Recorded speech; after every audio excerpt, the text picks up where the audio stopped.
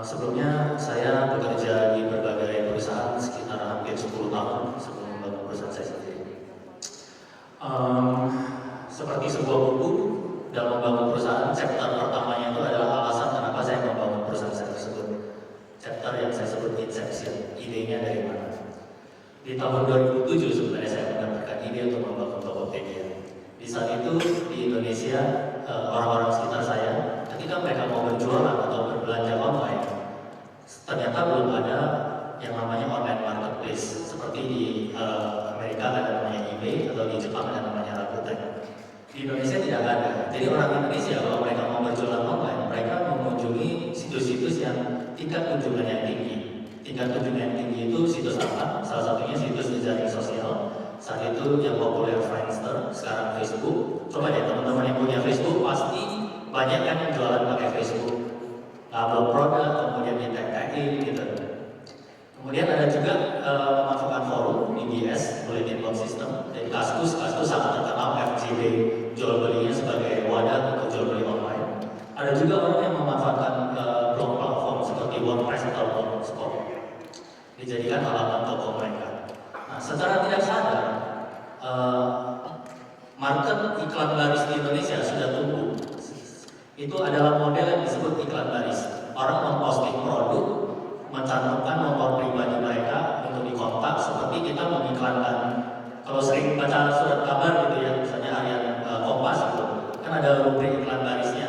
Nah, persis kan orang memposting di Facebook, memposting di Kaskus, itu namanya iklan baris. Nah, ada dua masalah ternyata yang terjadi di model iklan baris yang tidak bisa dibacakan oleh model iklan baris.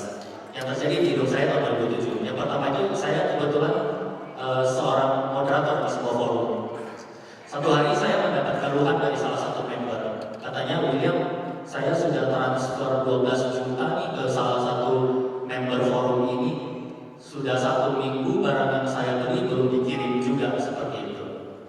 Nah, saya ingin membantu dia, tapi yang namanya iklan baris, misalnya kita tadi lihat dijual mobil murah, nomor kontaknya misalnya 08 sekian-sekian, kita kan hubungin orangnya, kita ketemu orangnya, seperti itu.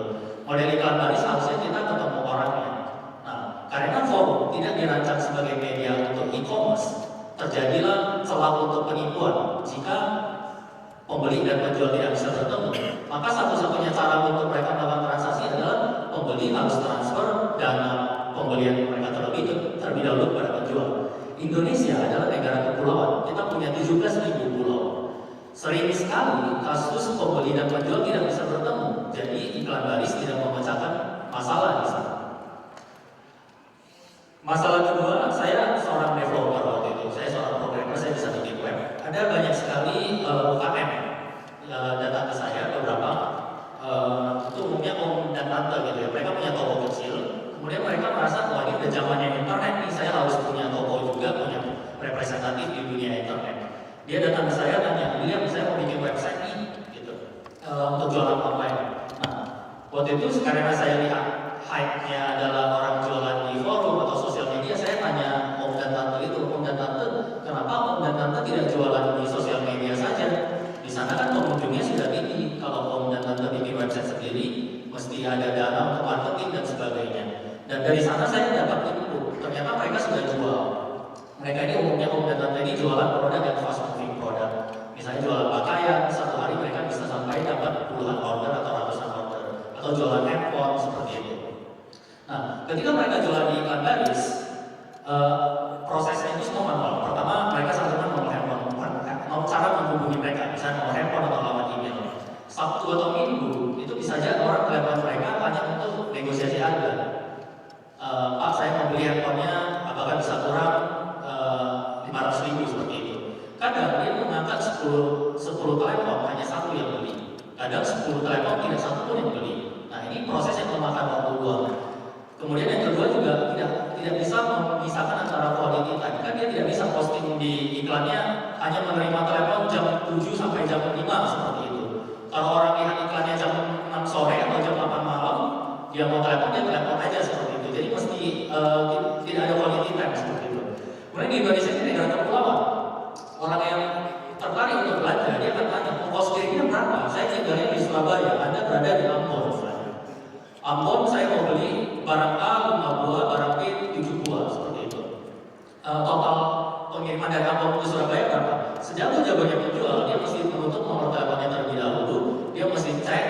pengiriman Ambon Surabaya 7 kilo harganya berapa seperti itu.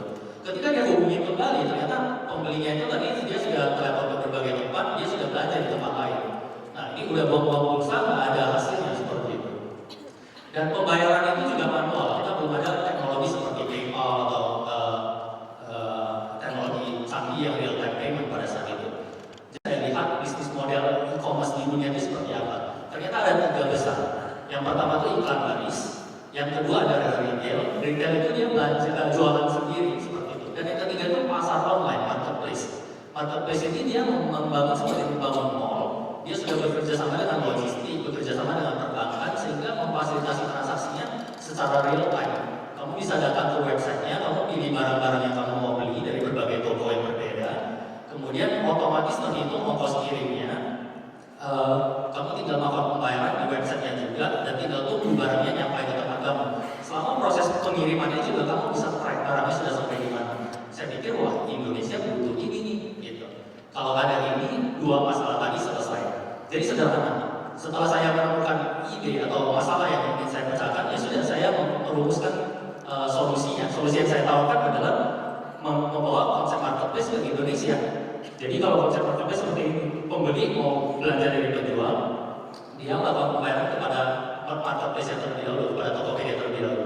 Setelah barang diterima oleh pembeli, baru dananya itu dicairkan kepada penjual. Dengan begini tidak ada risiko pembeli sudah melakukan pembayaran tapi tidak menerima barang. Yang kedua adalah tadi semua proses yang manual, ya sudah diotomatisasikan saja. Ini sudah zamannya teknologi. Oke, sekarang saya sudah punya ide. Chapter keduanya adalah tantangan-tantangan apa yang saya akan hadapi setelah ada ide. Ide hanya ide kalau kita tidak eksekusikan. Ide itu seperti mimpi. Kalau kita tidak berusaha untuk mengeksekusikan, dia selamanya akan menjadi mimpi.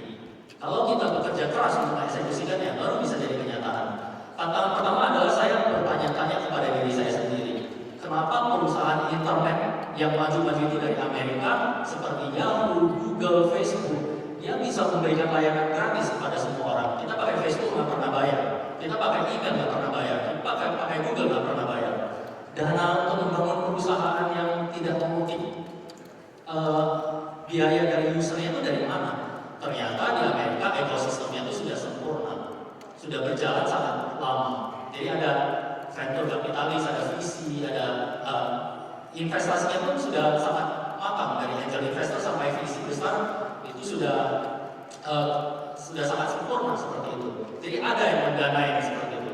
Nah kemudian saya berpikir bahwa saya juga mau cari pendanaan agar saya bisa memberikan fasilitas ini gratis terlebih dahulu di awal saya tahu ini tidak bisa bikin event point secepatnya. Dan saya juga belajar ada 2 cara sebenarnya. Kalau kamu nggak mau cari pendanaan, kamu bisa danain sendiri untuk bootstrapping seperti itu. Tapi masalahnya saya bukan berasal dari kota keluarga berada. Saya dari kota yang sangat kecil, Pematang Siantar. Setelah kuliah saya datang ke Jakarta untuk kuliah. Dan orang tua saya sakit. Jadi saya sejak umur 17 tahun sudah bekerja untuk membayar kuliah saya dan menghidupi keluarga saya. Saya adalah satu-satunya di keluarga saya. Jadi saya sangat tergantung pada gaji bulanan saya.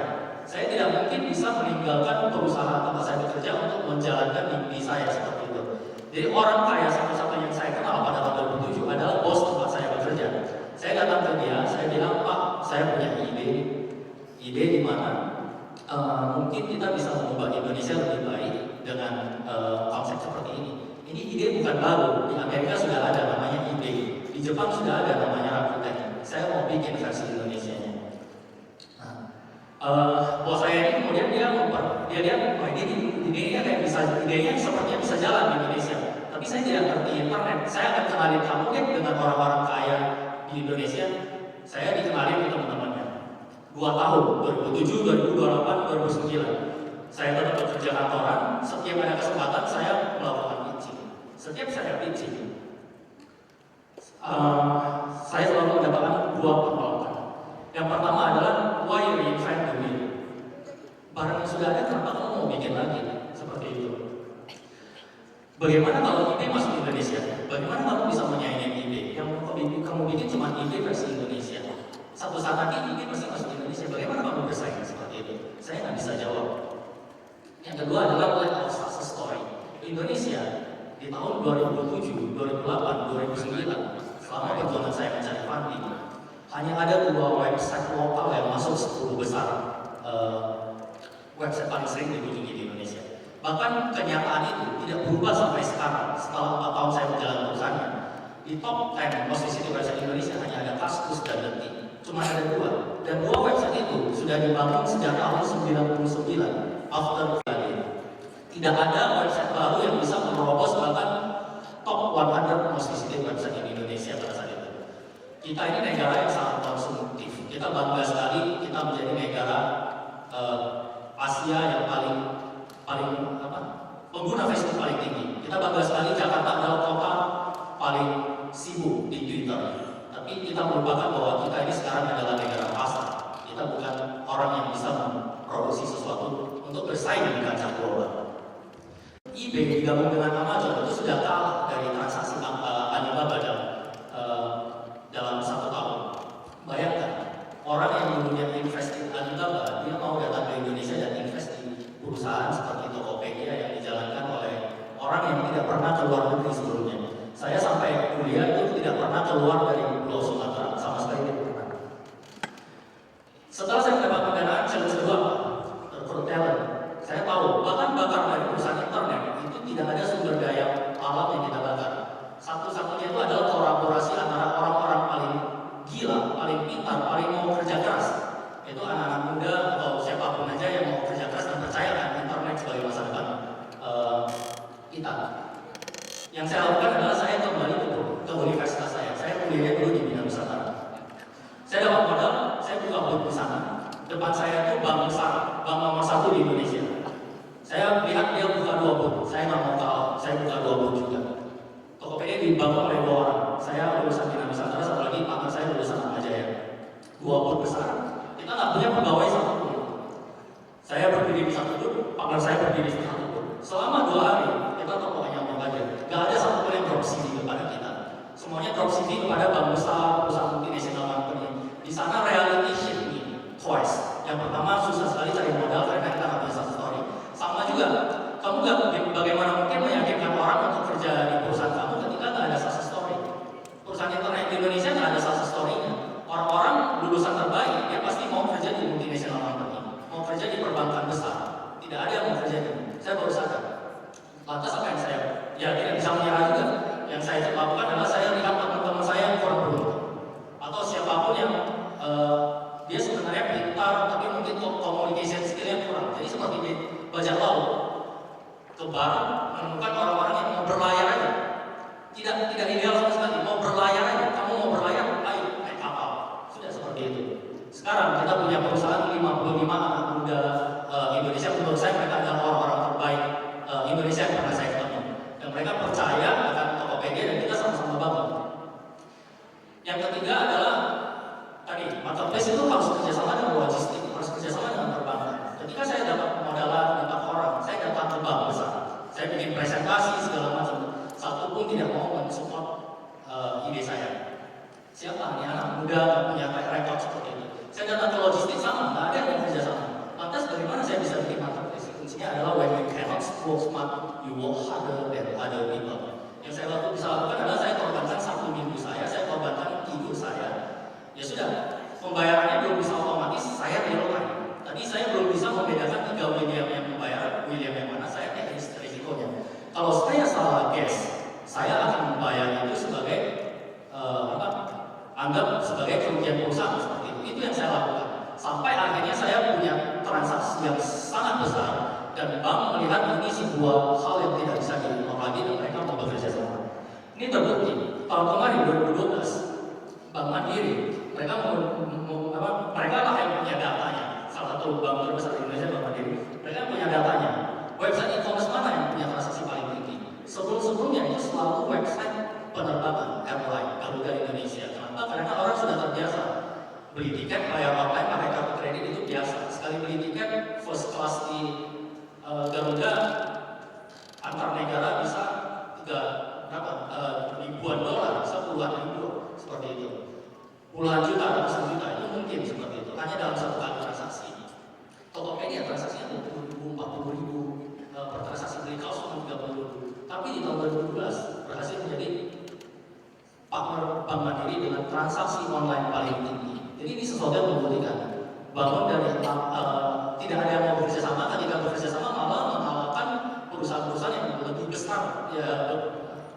sudah berdiri dekade lamanya, seperti itu.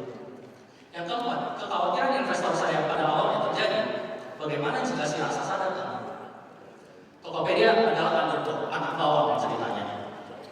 Tadi saya sudah cerita, saya lulusan Bina Nusantara, partner saya lulusan Atmajaya. Kita nggak pernah mengecap pendidikan di luar negeri. Kita nggak pintar bahasa Inggris, seperti itu. Teman kita, guru kita hanya Google, seperti itu. Dan kita ini dua-duanya developer. Saya tuh bukan orang bisnis, jadi saya sangat canggung berbicara di depan itu, sangat canggung. Meyakinkan orang itu sangat canggung. Saya sebelum itu ya bekerja di belakang layar saja, seperti itu. Tapi mau nggak mau harus belajar. Dan tantangan yang kita hadapi, tahun pertama setelah kita launching Tokopedia.com, 6 bulan setelah itu datang kompetitor pertama. Itu adalah Telkom menggandeng eBay meluncurkan Plaza.com. Tahun kedua, Rakuten. Rakuten adalah raksasa e-commerce nomor 1 di Jepang. Mereka di sana beli truk, softball. Terakhir Rakuten barusan invest misalnya di Pinterest. Jadi besar-besar, Rakuten itu raksasa benar-benar besar. Mereka sudah ada dari tahun 97 di Jepang. Tahun 2011 mereka datang ke Indonesia. Mereka menggandeng konglomerasi media paling besar di Indonesia, MNC. Launching iklan TV dengan JKT 48. Seperti itu. Media exposure yang besar sekali. Jadi tahun pertama, tahun kedua ketika ada tantangan seperti ini, orang selalu bilang Tokopedia tinggal waktunya tinggal bulanan lah.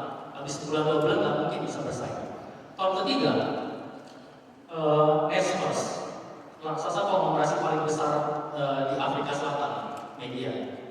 Mereka mengakuisisi Multiply. Multiply adalah sosial media di Amerika Serikat. Sosial media yang kalah bersaing melawan Facebook. Ketika mereka kalah bersaing dengan Facebook, mereka melihat user mereka itu ternyata banyak ibu-ibu rumah tangga di Indonesia yang memakai platform dia untuk jualan online. Ya sudah, dibeli oleh Multiply, kantornya dipindahkan dari Florida ke Jakarta. Profesional semua, fundingnya gila-gilaan, dan itu kompetisinya sebesar itu.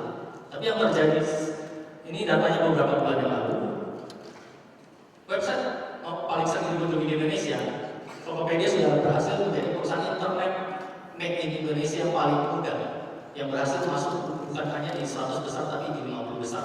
Ketika website-website paling sering dikunjungi di Indonesia itu didominasi oleh asing. Facebook nomor 1, Google nomor 2, Kaskus nomor 8, nanti nomor 9, seperti itu. Tokopedia sudah di 50 besar.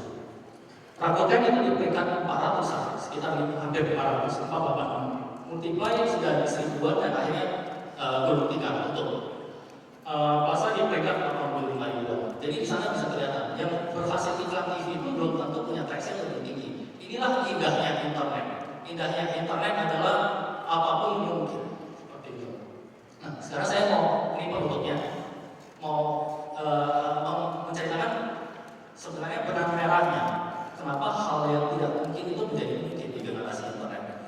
Pertama, banyak sekali yang bilang dunia kamu beruntung sekali. Banyak orang yang mendukung kamu seperti itu tanpa tahu perjalanannya. Saya selalu setuju dengan quote-nya Seneca bahwa luck is when preparation meets opportunity.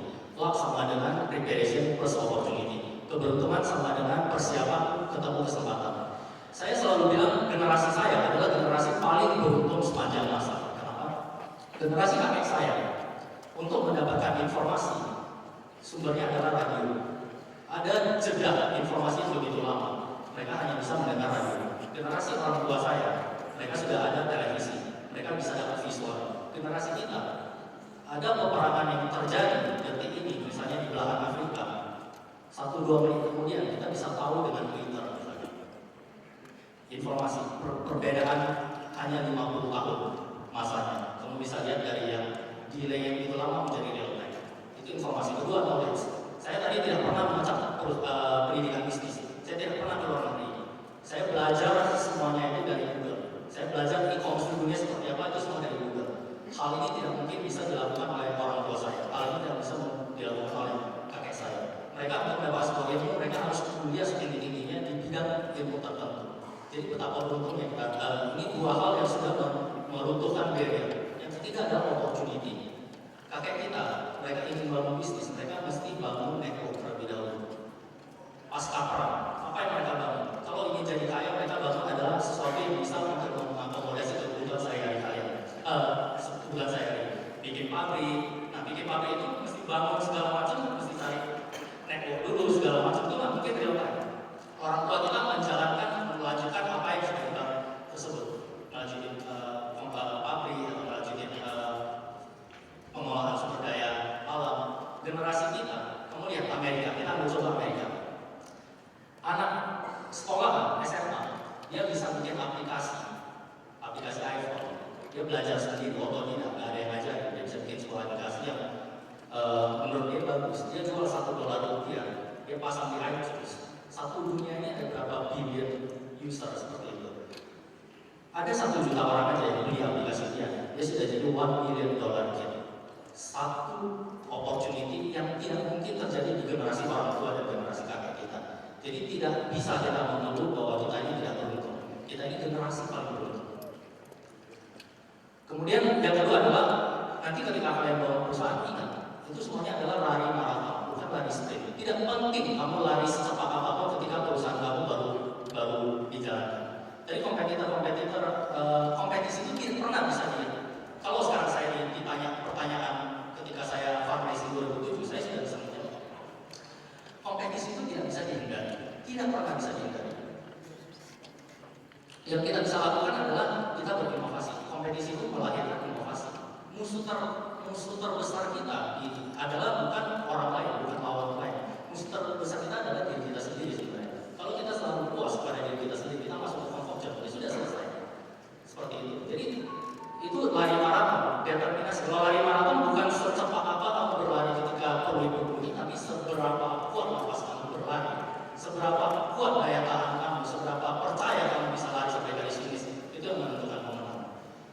Ya, it's a marathon, never sprint. Kemudian yang terakhir, saya juga sebuah yang menginspirasi saya adalah ketika saya membuat bisnis di Google dan belajar e-commerce di dunia. Saya terinspirasi sekali dengan cerita Jack Ma dari Alibaba di China. Dia adalah pendiri Alibaba, namanya Jack Ma. Dia adalah guru bahasa Inggris, tidak mengerti teknologi sama sekali. Dia guru bahasa Inggris ketika eBay masuk ke China. eBay masuk ke China dengan cara mengakuisisi e-commerce paling besar di sana, menguasai pangsa pasar 85%. Dia invest di akuisisi, dia kasih $300 juta. Jack Ma baru mau bangun. Media-media bertanya dia, Anda gila ya? Anda guru bahasa Inggris tidak punya teknologi, tidak mengerti teknologi. Anda mau bangun perusahaan untuk bersaing dengan eBay. Apa yang dia katakan? Yang dia katakan adalah eBay adalah ikan hiu di samudera yang luas. Saya adalah buaya di sungai yang besar. Jika saya bertarung di samudera yang luas, ikan hiu tidak pernah punya buaya tidak punya kesempatan untuk menang dari ikan hiu di samudera yang luas. Tapi bersaing di sungai harusnya buaya yang menang. Benar begitu. Saya percaya sekali teman-teman sekalian, 3 atau 4 tahun kemudian setelah lulus kuliah atau bangun perusahaan akan menjadi buaya-buaya dari sungai atas. Saya bilang